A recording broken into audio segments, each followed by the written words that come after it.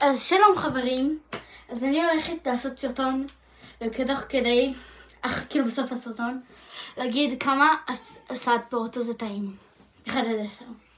אז קודם כל בוא נדבר. בוא נתחיל. אז היה לי בעיות עם בית ספר, בלה בלה בלה בלה. כן. אז אחר כך גננת אחת שאני מכירה, היא הייתה גננת שלי, היא הזמינה אותי להיות בגן לחצי יום, והילדים אהובים אותי, והם התחילו להכין סלט פירות, אוקיי? באמת, הם החליטו, אני מכינה סלט פירות. אז אני כזה כאילו, אוקיי, אני זורמת, כאילו, זה נשמע כיף. אז התחלנו לחתוך, סיימנו לחתוך ושמנו את הסלט פירות.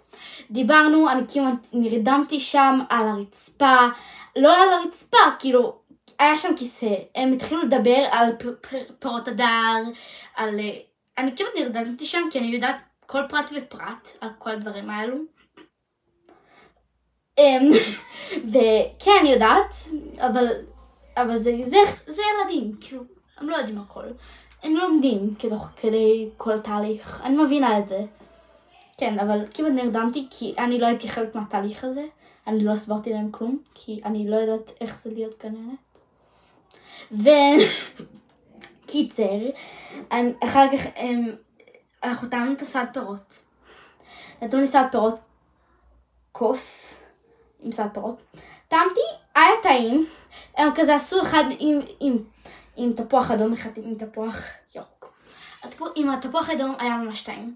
עם התפוח הירוק היה פחות טעים. ואני טעמתי עם התפוח האדום, היה מושלם, אני אהבתי מאוד. ואחר כך תפוח ירוק.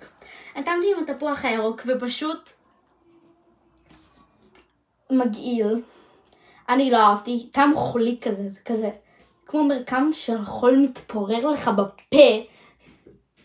ולא נעים. לא נעים. וקיצר, אחר כך גם התפוזים לא היו משהו, כי יש את החלק הלבן הזה של התפוז, של הקלמטינה ושל כל פירות הדר האלו. אני שונאת את החלק הזה, תקשיבו. החלק הזה מגעיל. כאילו, לפי דעתי הוא לא טעים.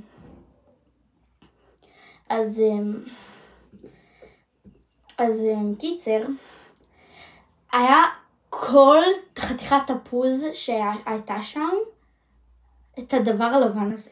תקשיבי, כאילו תקשיבו, למה תקשיבי? למה אמרתי את זה? כאילו תקשיבו.